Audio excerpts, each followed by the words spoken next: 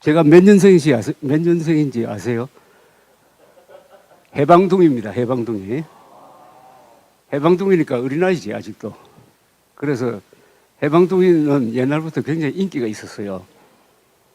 뭐 중요한 계기가 있으면 1950년대에 해방둥이들 모아놓고 사진 찍어가지고 해방둥이들이 조국의 미래를 이렇게 열고 있다 해가지고 귀여움을 많이 받았는데 어느덧 한국 나이로 80이 되었습니다. 제가 1971년부터 기자 생활을 했으니까 올해가 54년째 했습니다. 그리고 주로 요새는 광화문에 많이 있어가지고 광화문에 터줏대감 비슷하게 됐는데 기자 생활 54년 동안 기복도 좀 있었어요.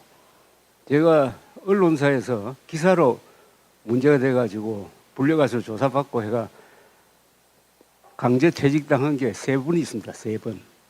아마 기자들 중에서 내가 제일 강제 퇴직을 많이 당했을 거예요. 그런 과정에서 한국 현대사가 나의 전공 비슷하게 됐습니다. 전공. 그러면 기자가 54년 동안 활동하면은 아주 많은 사건을 접하고 많은 사람을 만나고 하게 됩니다. 기자는 아침에는 살인범을 만나고 저녁에는 아주 천사 같은 이 자선사업가도 만나고 하는 그런 직업입니다. 그런 과정에서 수많은 사건, 주로 뭐 부마 사태라든지 광주 사태라든지 12.6이라든지 12.12 사건, 요새 잊어버리실지 모르겠는데 김현희 대한항공기 폭파 사건, 아웅산 테러, 그 다음에 뭐 6.29 선언, 김대중 비자금 사건 뭐 등등 수도 없이 많은 큰 사건을 취재할 수 있는 기회가 있었어요. 그건 기자로서는 굉장히, 그래도 그걸 취재를 하면 저는 또 항상 책을 썼습니다. 가끔 저보고 책을 몇 권 썼느냐고 물으면 제가 대답을 하기 굉장히, 한 번도 계산을 안 해봤는데 대충 한 100권 가까이 썼을 거라고 그래 이야기를 합니다. 그 대부분의 그런 기사입니다. 기사. 그래서 기사 형식의 글을 지난 54년 동안 양적으로는 가장 많이 쓴 기자가 접니다. 양적으로 이야기했어요. 질적으로 뭐 우수하다는 것은 다른 사람들이 판단해 주겠지만, 그러다가 요사이는 기자는 항상 지금 여기가 중요하지. Here and now. 지금이 제일 중요해요. 기자한테 가장 중요한 시간은 왕년에 뭐 이런 게 아니고 또 상당히 먼 미래도 아니고 지금 여기에 충실을 하면서 사는 것이 참 좋다, 이런 생각을 갖고 있습니다. 여러분들을 참 만나고 싶어서요. 왜 만나고 싶었느냐 하면은 제가 이준석 의원을 좋아합니다. 이준석 의원 20대,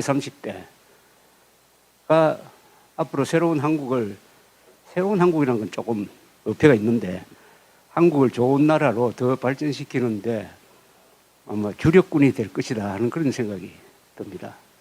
저는 해방동의 세대니까 주력군적인 역할을 한 것은 1980년대입니다.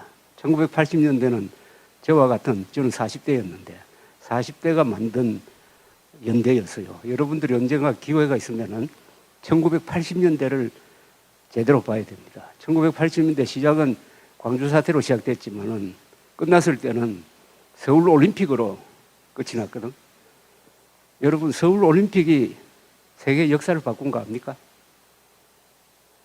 서울 올림픽이 세계 역사를 바꾼 사건입니다. 6.25도 세계 역사를 바꿨어요. 우리나라에서 일어난 사건이 세계 역사를 바꾼 걸 대표적으로 이야기하면은 2개입니다. 6.25 그리고 서울 올림픽. 자, 6.25 때 북한군이 남침했을 때 한국에 주한미군이 없었어요. 주한미군이 있다가 그 1년 전에 철수를 했습니다. 그런데 압도적 군사력을 가진 북한군이 남침했을 때 이승만 대통령은 그날 미국 대사를 불러서 이렇게 이야기합니다. 우리는 남녀노소가 다 몽둥이와 돌멩이를 들고도 맞서 싸우겠다. 이렇게 이야기해요. 몽둥이와 돌멩이를 들고서라도 남녀노소가 다 싸우겠다. 실제로 그렇게 됐어요. 그런데 다행히 트루만 대통령이라는 위대한 분이 백악관에 있어가지고 파병을 결단합니다. 그때 파병을 결정해야 될 아무런 이유가 없었어요. 그래서 기적적으로 살았는데 여기에 파생돼가지고 일어난 사건이 이겁니다. 미군이 한국에만 온 게 아니고 트루만 대통령이 바로 그날 미 칠함대를 대만 해협으로 보냅니다. 그래서 대만을 보호하는 결정을 합니다. 그전에는 대만은 중국에 넘기기로 이미 이야기가 돼 있었어요. 그런데 남침을 당하니까 이 배후에 스탈린과 모택동이 있다 이래가지고 그래서 대만이 살았어요. 그 다음에 전쟁 특수로 일본이 경제 부흥을 합니다. 그 다음에 독일이 2차 세계대전 때 전범 국가 아닙니까? 2차 세계대전은 독일, 일본이 일으켰는데 그래서 완전 무장 해제하려고 그랬는데 소련의 위협이 급박해지니까 독일이, 당시는 서독이지, 서독이 재무장을 합니다. 그리고 나토가 지금처럼 저렇게 군사동맹체가 아니었어요. 좀 허술한 조직이었어. 그러나 나토를 군사동맹체제로 강화하게 돼요. 그 다음에 트루만이 결단을 내려가지고 본격적인 대소련 군비 경쟁을 합니다. 그래서 군사비를 4배로 늘려요. 4배로. 그 다음에 무엇보다도 한국이 살아남아서 번영하는 나라가 되고 그 결과로서 요새 6.25 전쟁을 어떻게 평가하느냐 하면은 6.25 전쟁은 자유세계가 이긴 전쟁이다. 1985년에 고르바초프가 소련 서기장으로 등장한 이후부터 개혁 개방 정책을 펴다가 총 한 방 쏘지 못하고 무너져 버렸어요. 그리 함으로써 한국 전쟁에서 시작된 냉전이 1989년에서 91년 사이에 자유세계의 승리로 귀결되니까 그 시작점이 한국 사람들이 미국과 손잡고 맞선 것이라. 그래서 이건 이긴 전쟁이다. 라고 평가가 이미 확정된 겁니다. 한때는 6.25를 미국 사람들은 포같은 워라고 그랬어요. 잊혀진 전쟁이다. 지금은 이긴 전쟁, 세계가 이긴 전쟁입니다. 그 다음에 서울올림픽은 무슨 역할을 했느냐 하면 서울올림픽은 1981년에 바덴바덴에서 IOC 총회에서 서울올림픽의 개최가 확정되는데 그때만 해도 저조차도 저게 이루어질까 하는 의심을 하게 됐습니다. 아니 분단국가고 더구나 그 1년 전에 전두환 그룹이 쿠데타를 통해서 정권을 잡아가지고 국제적으로도 영 신뢰가 없는데 저게 과연 성공할까? 반신반의했어요. 그러나 전두환, 노태우, 박세직 조직위원장 이런 분들의 리더십과 운도 있고 그리고 북한의 이 방해 책동이 다 들통이 나고 해가지고 결국 성공을 했습니다. 1988년 9월 17일 그날은 아마 우리 역사에서 아니 우리 민족사에서 가장 감동적인 날인데 서울올림픽이 성공하는 과정에서 그동안에 반쪽 올림픽만 하다가 공산국가들이 참여를 하게 됐어요. 그래서 그때는 원래 공산국가가 스포츠가 강했다고. 그러니까 동독, 러시아, 루마니아 뭐 이런 나라. 그런데 그 앞에 2차례 올림픽이 다 반쪽만 열리니까 김샜는데 서울올림픽에는 참여하자 이런 결단을 내립니다. 고르바초프가. 그래서 쿠바, 북한 빼고는 다 우리는 이걸 적극적으로 이용해가지고 나중에 북방 정책의 하나의 인프라로 사용하겠다는데 서울 올림픽에 공산권 국가가 참여하니까 근사한 올림픽이 되었을 뿐만 아니라 그때 올림픽을 기획했던 사람들이 워낙 이 리더십이 강한 사람들이라서 경제적으로도 서울 올림픽은 가장 이득을 많이 올렸어요. 그리고 서울 올림픽 때 지은 시설은 지금도 활용이 많이 되고 있습니다. 월드컵 때 지은 거는 잘 활용이 안 돼요.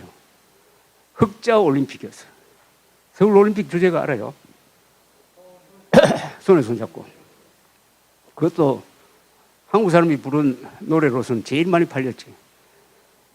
1989년 11월 9일 동서독을 갈라놓고 있던 베를린 장벽이 무너집니다.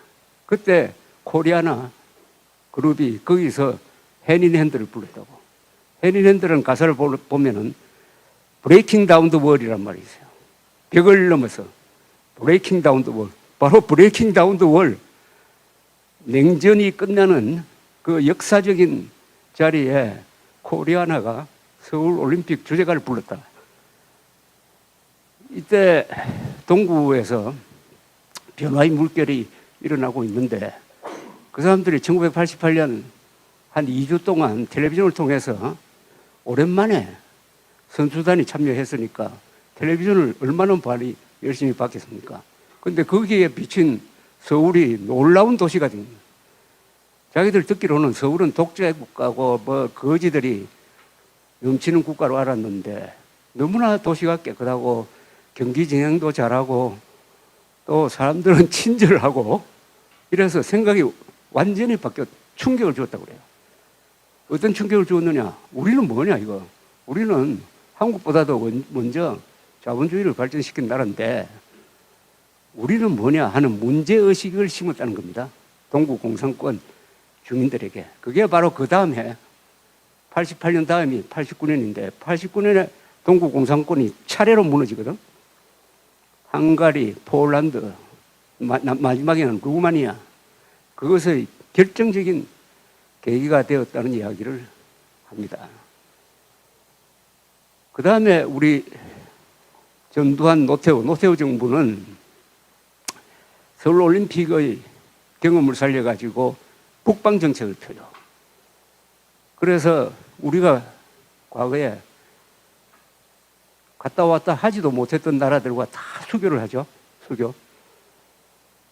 중국과 수교하고 소련과 수교하고 마지막에는 베트남과 수교하고 그때 수교한 나라가 아마 30개 이상. 그래서 한국인이 처음으로 북한을 빼고는 세계 어느 나라도 갈 수 있는 한국인의 민족적 활동 공간을 범세계로 높이게 된 게 바로 서울올림픽입니다.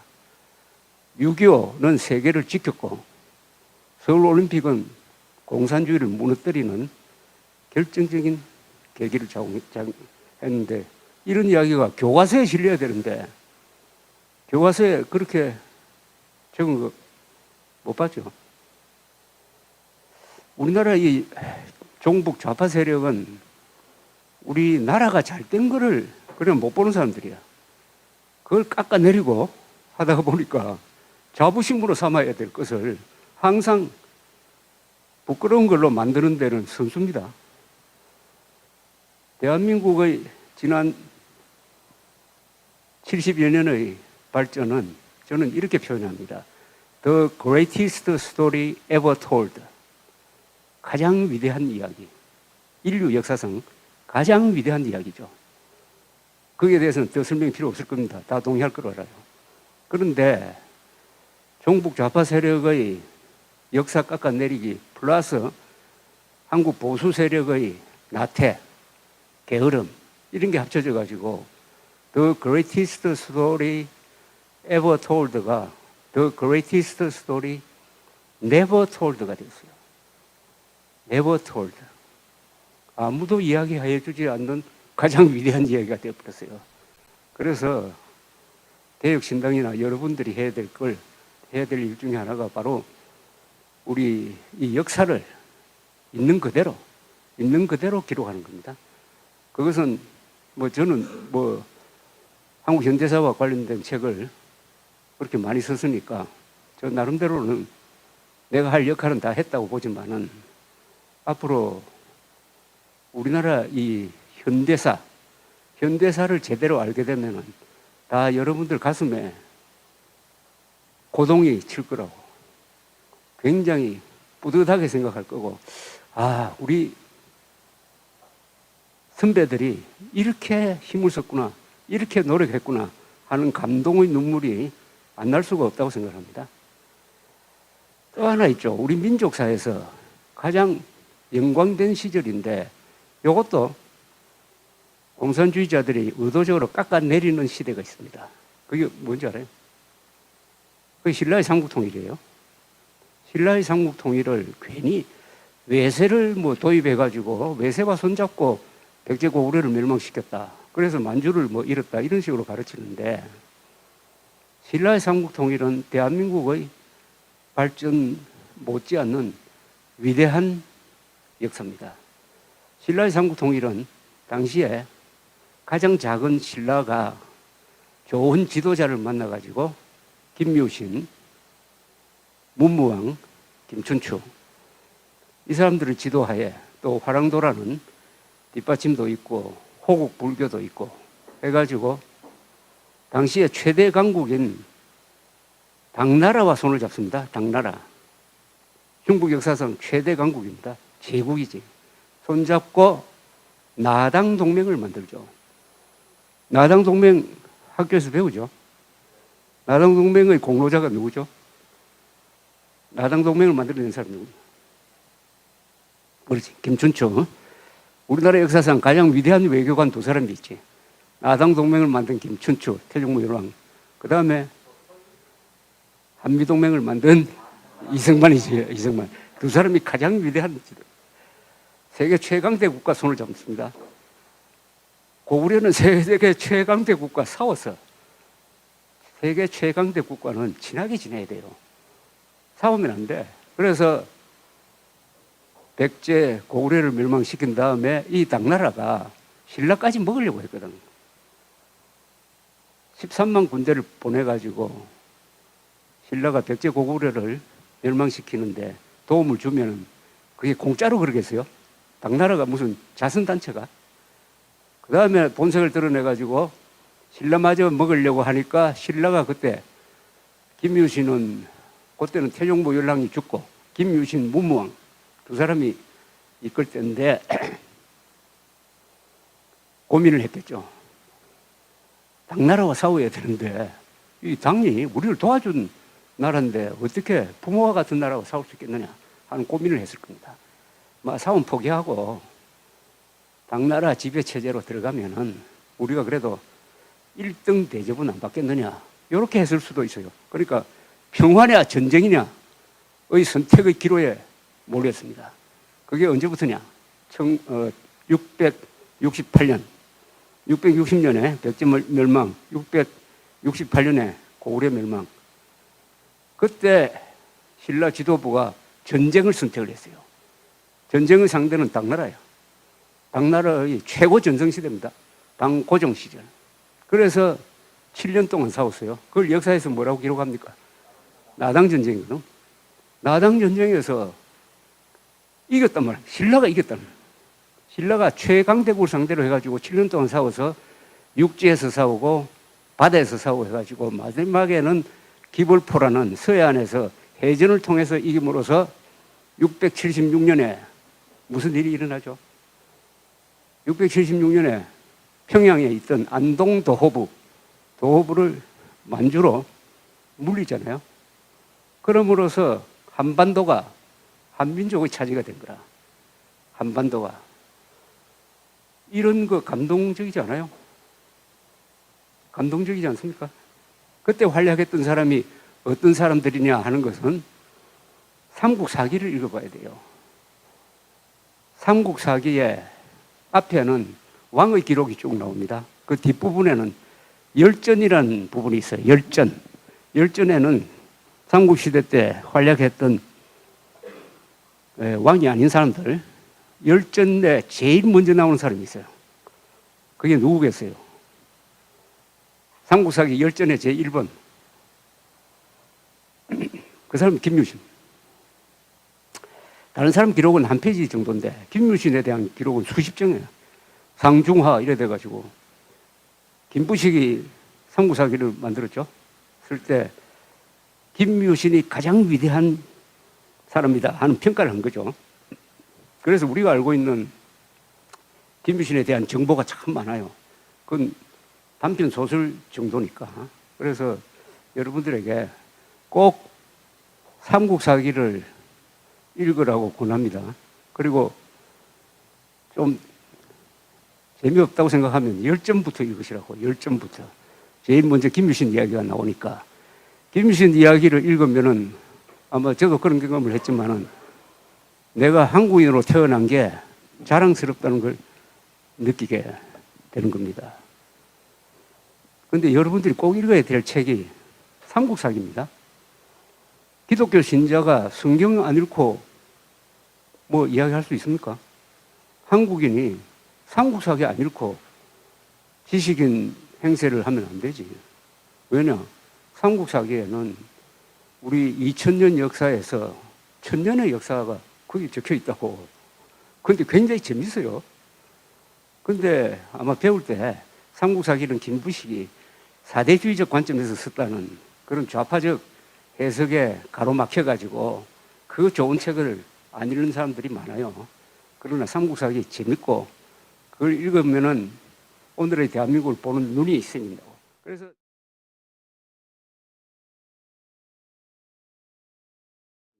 그래서 한민족의 2000년 역사를 정리를 하면은 신라의 삼국 통일에 의해서 뭐가 만들어졌어요?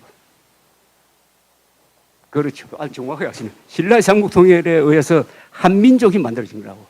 그 전에는 민족이 없었어요. 다 달라서. 아마 말도 달랐을 가능성이 있어요. 그래서 신라의 삼국 통일을 반민족적이라고 이야기하는 것은 논리 모순이죠. 그때 민족이 없었는데 뭐 반민족이고 뭐고 있습니까? 신라가 삼국 통일을 해가지고 우리가 쓰는 한국어가 만들어지기 시작합니다. 그리고 같은 국토에서 같이 사니까 풍습이 같아져.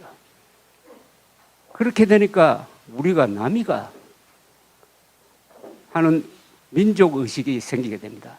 민족이 갑자기 된 게 아니에요. 같이 오랫동안 사니까 또 외세의 침략을 받을 때 뭉치니까 민족의식이 생깁니다. 그래서 신라의 삼국 통일에 의해서 한민족이 만들어지고 한민족의 활동 공간이 한반도로 정해지고 그 바탕에서 고려, 조선, 일제시대를 겪어서 대한민국이 선 거죠. 대한민국이.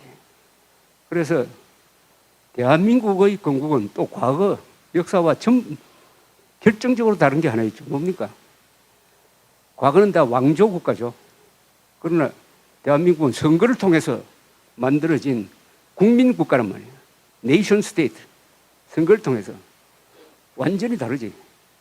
그래서 가장 위대한 점을 두 개를 찍으면 신라의 삼국 통일, 그리고 대한민국의 건국입니다. 또 신라의 삼국 통일이 있었으므로 그 민족이란 단위를 바탕으로 해가지고 국민국가가 이루어지고, 이 주장을 우리는 줄기차게 해야 됩니다. 왜냐? 북한이 우리가 가지고 있는 이 실증적인 역사관에 도전을 하면서 민족사의 정통을 어떻게 놓느냐? 고구려가 정통이다 이거지. 고구려, 그 다음에 고려, 신라는 딱 빼버리고 고구려, 그 다음에 발해, 고려, 조선, 북조선 이렇게 하는 거거든. 발해를 띄운다고. 근데 미안하지만은 발해는 지금 만주를 통치를 하다가 거란에 망하죠. 거란에 망한 다음에 뭐 남은 게 하나도 없어. 무슨 발해에서 발전시킨 문화예술이 그 뒤에 고려에 들어온 것도 아니고 민족사의 본류는 아니고 한 지류쯤 돼. 지류. 그러니까 민족사의 지류. 북한은 우리 민족사의 2단 세력이죠. 2단 세력. 민족사의 정통성이 중요합니다. 민족 하면은 따분하다고 생각하는 사람들, 말하는 사람들이 많은데 그 민족을 과잉 해석해가지고 반일 종족주의로 해석하는 것은 안 되지만은, 그러나 민족이란 이 개념은 중요해요. 그래서 민족사적 정통성이 남북 간 대결에서 이념 대결 이상으로 중요한 거예요. 민족사적 정통성은 삼국시대, 그 신화적인 거 이런 거 빼고 삼국시대, 그 다음에 신라, 고려, 조선, 대한민국으로 이어지고 발해는 그냥 지류고 북한은 민족사의 이단이다. 정통성입니다. 정통성, 레지티머시. 왜 이걸 강조하느냐면 이게 바로 역사전쟁의 뿌리죠. 우리 한반도에서 살고 있는 사람은 이 한반도의 생존 조건이 뭐냐 하는 걸 알아야 됩니다. 한 문장으로 요약을 하면 이래요. 남북한의 대결 문제는 민족사의 정통성과 삶의 양식을 놓고 다투는 타협이 절대로 불가능한 총체적 권력투쟁이다. 이렇게 정리할 수 있습니다. 삶의 양식을 놓고 다툰다는 것은 사회주의 독재로 살 거냐 자유민주주의로 살 거냐를 놓고 다투는 투쟁입니다. 그리고 민족사적 정통성은 대한민국이 민족사적 정통성을 이어받고 있느냐 아니면은 평양 정권이 민족사적 정통성을 대표하느냐를 놓고 싸운다고. 이게 더 중요해요. 우리는 이념전쟁에서는 이겼다고 봐야 돼요. 그러나 역사전쟁에서는 상당히 밀리고 있어요. 밀리고 있어요. 역사전쟁에서는. 왜냐? 신라를 부정하고 대한민국 부정하면은 민족사적 정통성의 두 기준을 허무는 거니까 여기에 대한 이 각성이 필요한데 이거 참 좀 노력이 필요한 부분입니다. 그래서 신라의 삼국통일과 지난 70여 년의 대한민국의 발전은 세계 어디에 내놓아도 자랑스럽고 이 자랑스럽다는 게 그냥 요새 비아냥거리는 무슨 국뽕 차원의 자랑스러움이 아니고 있는 그대로 또 국제적 시각으로 보면은 신라 같은 나라가 세계 최대의 제국인 당을 상대로 당의 힘을 빌려가지고 통일을 한 다음에 그 당의 지배를 거부하고 민족 국가를 만들 수 있었던 이런 나라는 세계 역사에서 찾기가 매우 어려워요. 그런 예가 잘 없어요. 그런데 그런 정신, 자주정신이라고 해야 되겠죠. 자주정신을 보여주는 사람이 태종무열왕, 김유신, 문무왕이다 이겁니다. 그 사람들이 남긴 흔적이 경주에 가면 있잖아요. 나는 경주에 가면 항상 가는 데가 있어요. 태종무열왕릉, 그 옆에 있는 김유신묘, 그리고 문무왕이 있는 대왕암, 감은사 이런 데 가면 그 숨결을 느낄 수가 있어요. 숨결을 느낄 수가 있다고. 여러분 태종무열왕릉비 알아요? 태종무열왕 왕릉 왕이 죽었을 때 묘를 만들고 거기에 비석을 이렇게 세우는데 비석을 짊어지고 있는 거북이 그거 생각나요? 그 교과서에도 나왔는데 돌거북이 비석을 딱 쥐고 있다고. 그게 경주 무열왕릉 입구에 있죠. 거기 가서 그 비석을 봐야 돼. 그 거북이를 봐야 돼. 그 거북은 동양에서 제일 용맹한 거북이라고 그래요. 거북이가 이렇게 있지 않고 목을 꽉 내밀면서 여기 불그스름해요. 그리고 모양 생긴 게 거북이 같지 않고 꼭 그 발톱 같은 거 보면은 사자처럼 느껴져. 사자처럼. 아주 힘찬 거북이야. 그런데 동구릉 알아요? 동구릉이 어디? 동구릉에 누가 묻혀있죠? 조선 왕들이 거기 많이 묻혀있거든. 거기 가면은 거기도 거북이가 있어요. 근데 그 거북이는 너무나 초라해요. 목을 이렇게 움츠리고 해가지고 바로 조선과 신라의 차이지. 그래서 여러분들이 박물관에 가서 이 조각을 볼 때는 거기에 스며들어 있는 시대 정신을 봐야 돼요. 경주 박물관을 쫙 한번 돌고 나오면 기분이 좋다고 뭔가. 왜냐? 거기 새겨져 있는 사람들이 다 잘생겼고 힘차고 당당하고 아름답기도 하고 등등 이런 이야기를 하고 싶습니다. 그래서 이 개혁신당이 참 좋은 지도자를 만나가지고 지금 비록 국회의원이 3사람이지만은 국회의원 3사람 이렇게 사진 찍으면 제일 인상 좋은 사람이 이 3사람인 것 같아요. 이준석, 천하람, 이준영.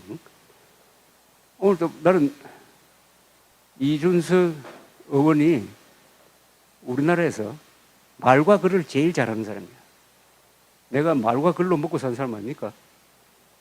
그래서 나는 이준석 의원의 그 페이스북 읽는 게 상당히 기분 좋아요. 오늘 또 아주 재밌는 글을 올렸던데, 네, 소개하기도 했는데, 이준석 의원은, 글쓰기의 표본입니다. 글을 잘 쓴다는 것은 뭐죠? 내가 이런 하나의 그 팁을 드릴게요. 글을 잘 쓰려면 어떻게 하면 되느냐? 첫째, 문장이 짧아야 됩니다. 두 번째, 쉽게 써야 돼요. 그 다음에 정확하게 써야 돼요. 짧게, 쉽게, 정확하게. 그 중에서 제일 중요한 게 문장을 짧게 씁니다. 짧게 쓰려면은 중복 안 하는 거예요. 단문을 쓰는 게 맞지. 그 다음에 그러나, 한편, 그리고 이거 다 빼도 됩니다. 앞에. 중복되는 걸 줄여야지. 그래야 짧은 문장이 되죠. 가능하면 형용사와 동사 중심으로 쓰는 게 맞죠. 짧게 쓰는 거, 정확하게 쓰는 거. 딱 요 틀에 맞는 사람이 이준석 의원이에요. 그리고 어휘력이 아주 풍부해. 아마 이준석 의원은 어렸을 때 독서를 많이 했다고 그러는데 이 젊었을 때 독서가 평생을 간다고 그래요. 그리고 영어를 잘하니까 영어 잘하면 또 한국어를 잘하게 됩니다. 이 말 한자를 알면은 한국어 실력이 높아지고 그러면 영어를 잘하는. 지금 나눠준 이승만 대통령의 이 편지는 원래 이 사람이 영어로 쓴 거예요. 영어로 쓴 거는 번역은 내가 했는데 이승만 대통령은 한문을 먼저 익혔는데 영어를 금방 습득을 했어요. 한문을 먼저 익힌 사람이 영어를 금방 배웁니다. 그게 아주 이승만 대통령의 이승만 대통령이야말로 한국어도 제일 잘하고 영어도 제일 잘하는 사람인데 같은 하버드 출신이라서 하버드 후배라서 그런지 이준석 의원이 글 잘하고 말 잘 쓰는 사람. 오늘 보니까 한동훈 대표를 비판을 하면서 한동훈 대표가 계속 윤석열 탈당하라고 호소를 하는데 뭐 그렇게 복잡할 게 있느냐고. 제명하면 그만이지. 아니 내란을 일으킨 사람인데 제명하면 끝나는 거지 왜 자꾸 탈당 호소를 하느냐. 그러면서 따뜻한 아이스 아메리카노를 누가 팔며 그걸 누가 사주겠느냐. 한동훈은 계속 따뜻한 아이스 아메리카노를 팔려고 한다. 뭐 이런 한마디를 딱 걸쳤던데 우리나라에서 인용할 말을 제일 많이 하는 사람이 이준석 의원이에요. 그런데 정치에서 말 잘하고 글 잘 쓴다는 것은 가장 중요한 무기 아닙니까? 정치야말로 말로 하는 거거든. 말과 글, 물론 그것이 뒷받침하는 행동 이런 건데 그래서 여러분들이 개혁신당 당원도 있겠고 뭐 그 호감을 가진 사람도 있겠는데 이준석 따라 배우는 게 아주 중요하다고 저는 생각을 합니다. 그 다음에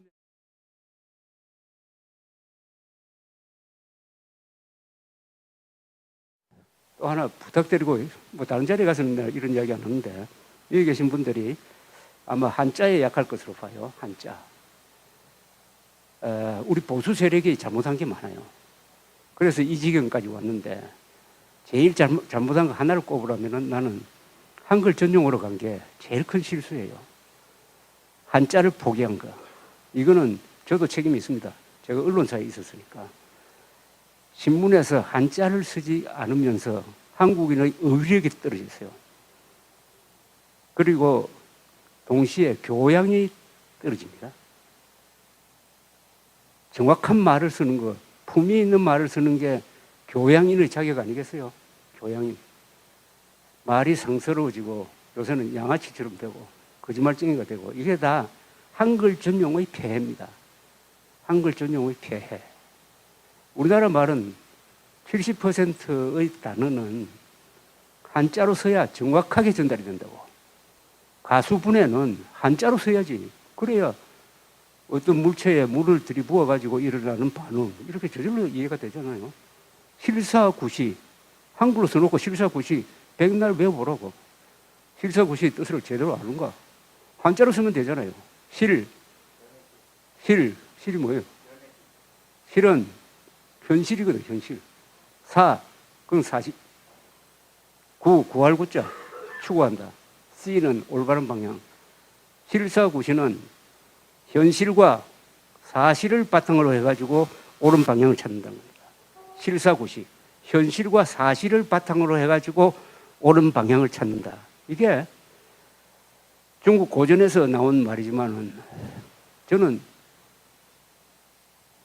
가장 짧고 가장 위대한 뜻을 품고 있는 게 바로 이 네 글자라고 생각합니다. 실사구시. 실사구시 안 하는 윤석열 대통령이 무슨 짓을 하는지 보면 안다고. 윤석열 대통령이 다 팩트를 무시하잖아요. 그죠?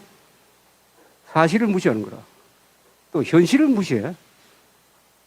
그러면 옳은 방향을 찾을 수가 없지.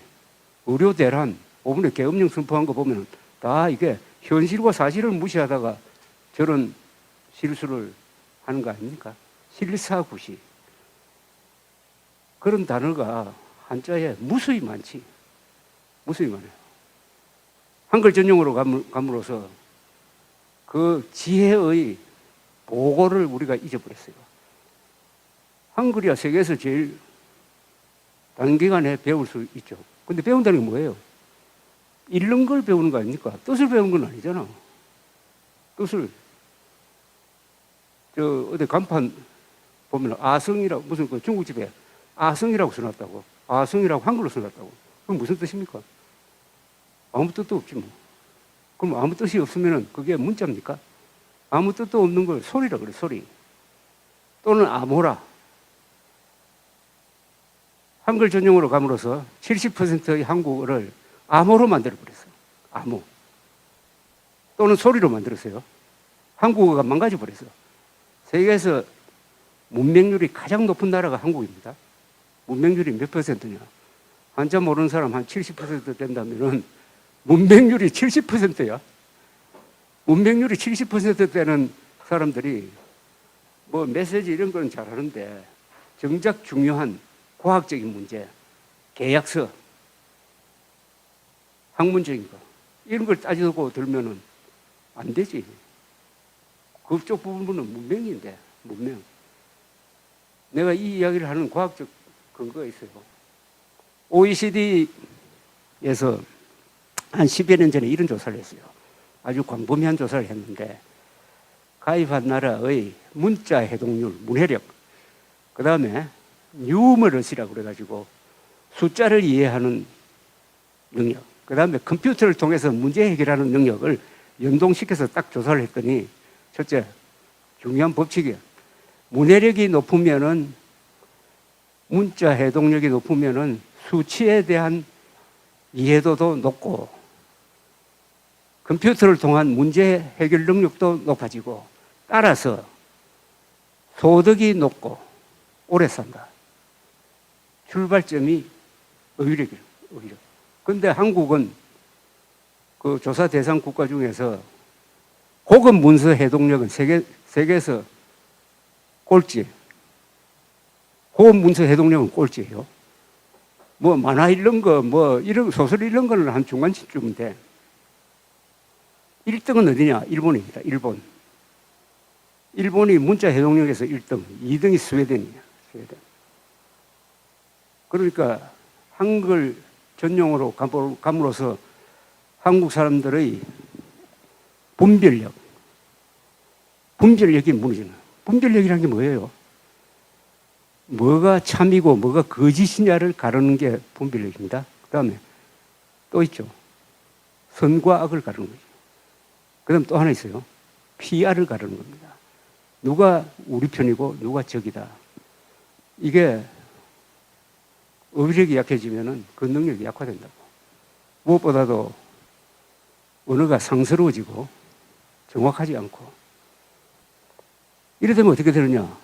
여러분, 인문학이라는 말 들어봤죠? 인문학의 세계가 뭡니까? 자, 문학, 역사, 철학은 한자 모르면 안 되지. 문사철은 한자가 모르면은 금만 돕니다. 금만 돈다고. 인문학이라는 것은 교양이거든, 쉽게 말하면은.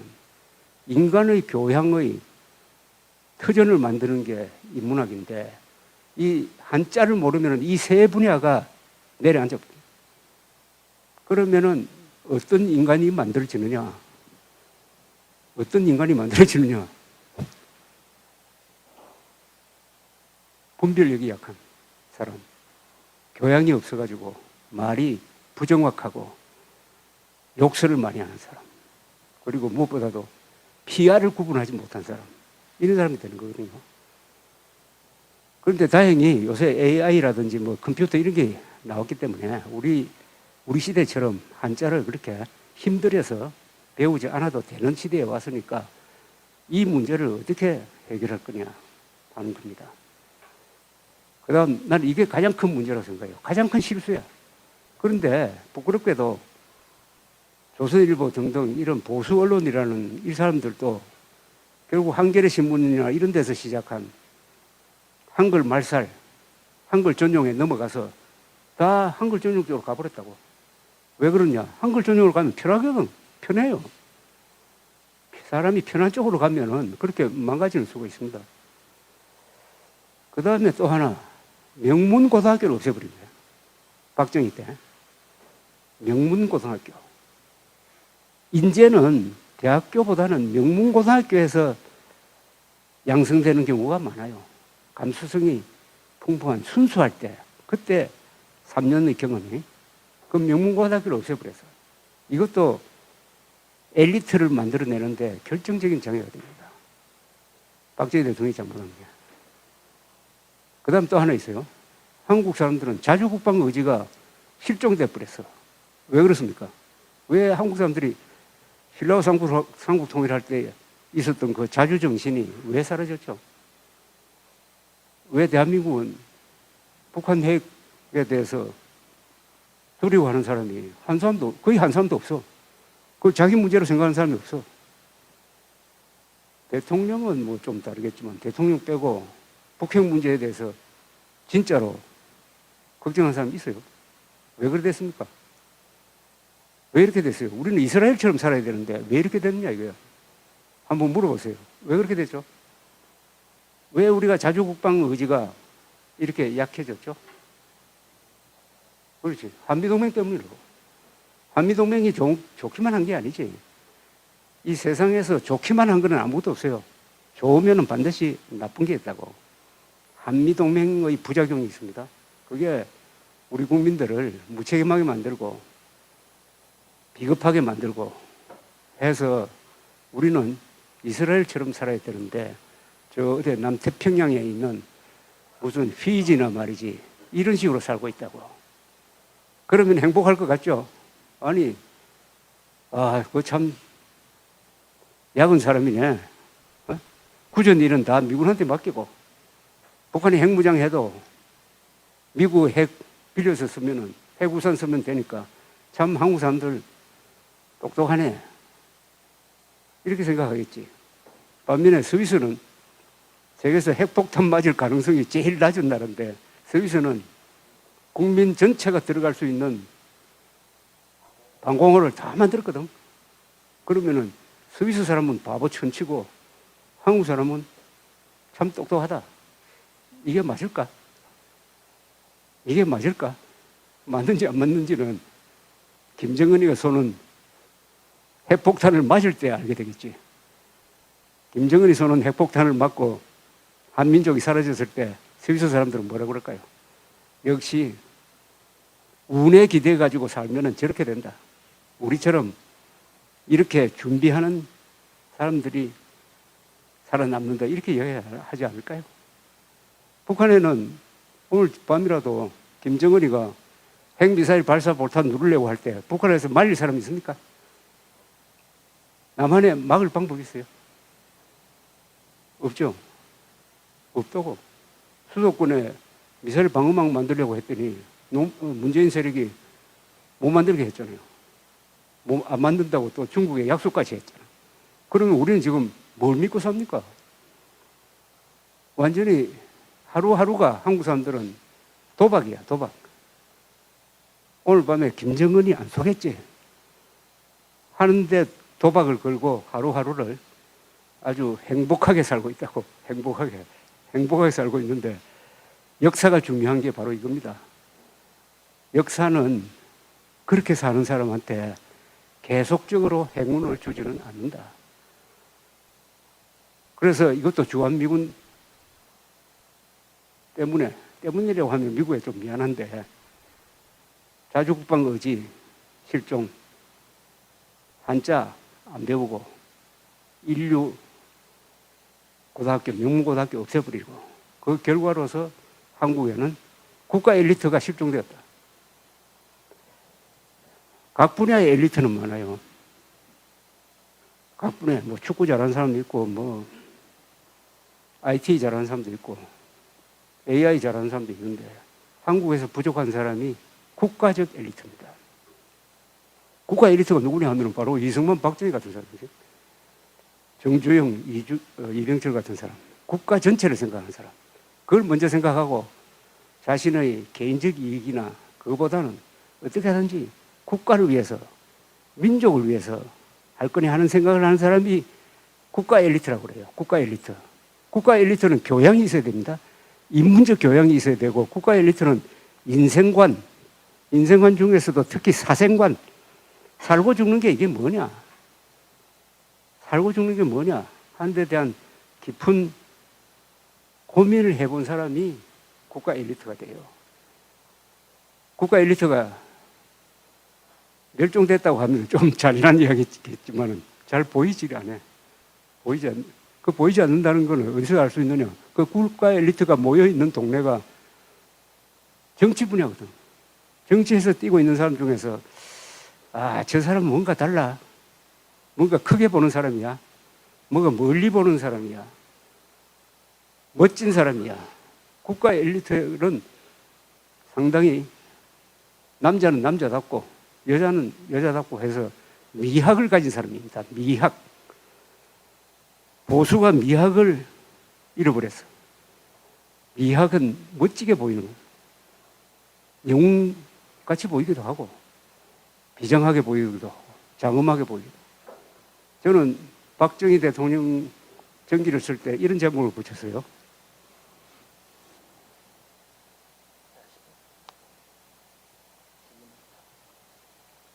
박정희 근대화 혁명가의 비장한 생애, 비장한이란 말을 넣습니다.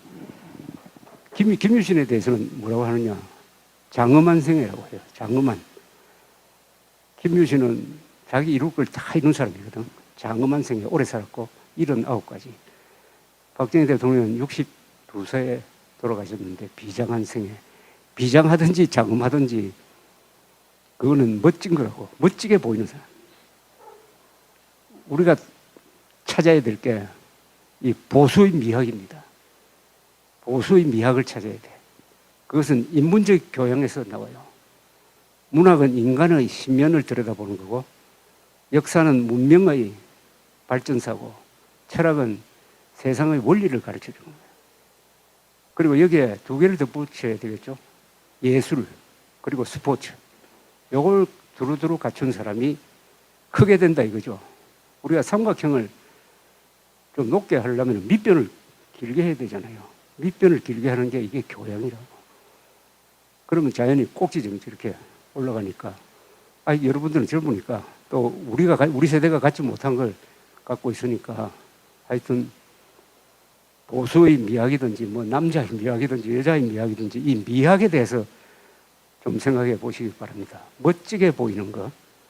옷을 멋지게 입는 것도 좋지만은 멋진 글을 쓰고 멋진 행동을 하고 하는 이런 그 세대를 우리가 살았으니까. 박정희 대통령이 11.6 때 가슴 관통상을 입고 뒤에 등에서 뭐 피가 쏟아지는데 그 옆에 있던 두 여자가 각하 괜찮습니까? 라고 물었어요.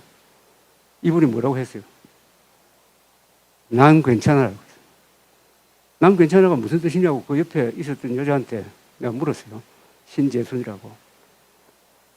난 괜찮으니까 자네들은 피하게라는 뜻이었습니다. 라고 하더라고. 그때 박정희 대통령의 모습이 어땠냐? 체념한 듯 해탈한 듯 했습니다. 체념한 듯 해탈한 듯 했습니다. 그때 만약 박정희 대통령이 총 맞고 그 차지철처럼 실내 화장실에 들어갔으면은 역사가 달라졌다고 봅니다. 어떻게 달라졌느냐? 우리가 기억하는 그런 박정희는 없는 거지.